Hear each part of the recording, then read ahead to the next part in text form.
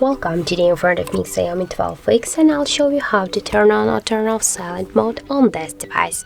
So first you should go into the settings application and then scroll to the sounds and vibration section.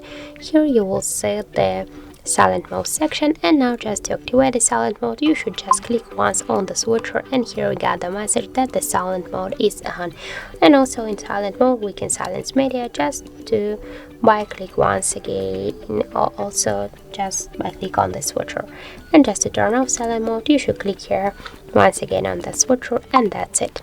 And also we got taken away how we can do that. So you just should open the notification panel, and here on the top bar you will see the mute icon.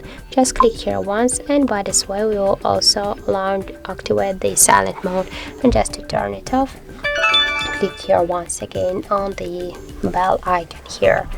And the third way how we can do that, so also really simple, just press the up or down volume button here, and you'll see here the bell icon. Just click once and you'll see here that the silent mode is activated, and just to turn it off click once again on the bell icon, and that's it. So thank you for watching, and if you find this video helpful don't forget to leave a like, comment and to subscribe our channel.